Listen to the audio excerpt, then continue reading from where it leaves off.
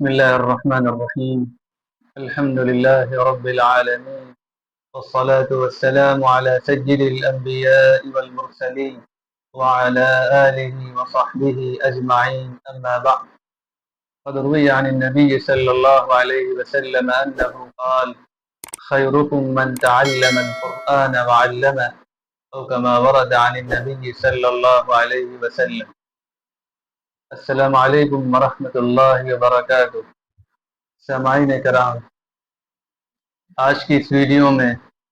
ابھی جو حدیث پڑھی گئی وہ بہت اہم ہے اور بہت امپورٹنٹ ہے، اور اس کے اندر اللہ کے نبی صلی اللہ علیہ وسلم نے ایک ایسا راز بیان فرمایا، ایک ایسی حقیقت بیان فرمائی، ایک ایسی فضیلت بیان فرمائی جو شاید ہر انسان حاصل کرنا چاہتا ہے. دنیا میں کون ہے وہ شخص جو بہتر نہیں بننا چاہتا؟ دنیا میں ایسا کون شخص ہوگا جو یہ پسند نہ کرتا ہو، جس کی یہ خواہش نہ ہو کہ بہترین اور اچھے لوگوں میں اس کا شمار ہو جائے؟ اور پھر کیا کہنے اس انسان کے جو خالق کائنات، رب ذوالجلال، دنیا کو بنانے والے، ہم سب کے خالق اور رازق اور مالک اور ہمیں پیدا کرنے والے کی نگاہ میں اچھا بن جائے. کیا ہر مسلمان کی یہ تمنا نہیں ہے کہ وہ اپنے رب کی نگاہ میں بہترین انسان ہو؟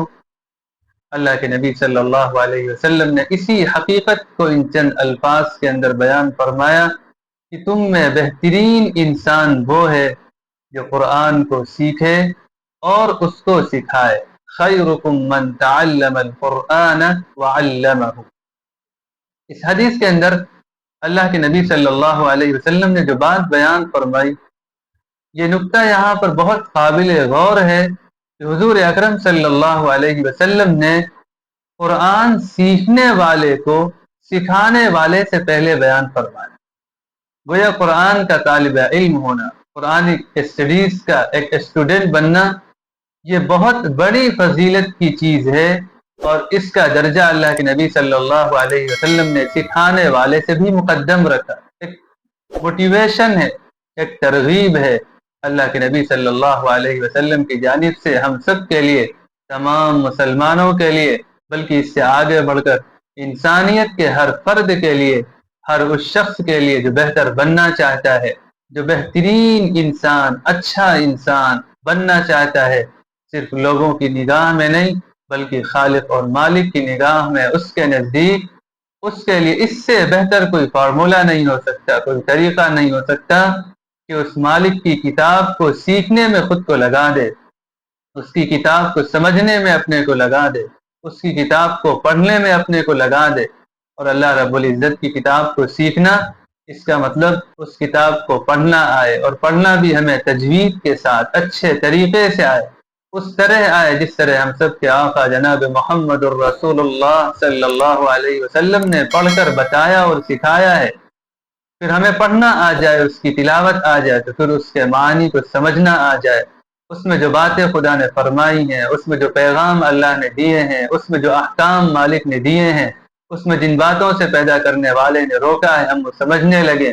اور پھر اس سمجھنے کے بعد دوسروں کو سمجھانے لگے، دوسروں تک وہ باتیں پہنچانے لگے، اپنی زندگی میں ان کو اتارنے لگے، اپنی زندگی کو ان کے مطابق بنانے لگے.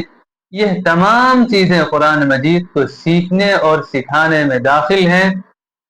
گویا اگر ہم اور آپ دنیا کے بہترین انسانوں میں بننا چاہتے ہیں، ان بہترین انسانوں میں جو اللہ رب العزت کے نزدیک بہترین ہیں، تو ہمیں اللہ کی کتاب سے اپنا رشتہ جوڑنا ہوگا، اس کی کتاب سے اپنا تعلق مضبوط کرنا ہوگا، اس کی کتاب کو سیکھنے اور سمجھنے کے لیے اپنی زندگی کا کچھ نہ کچھ وقت فارغ کرنا ہوگا.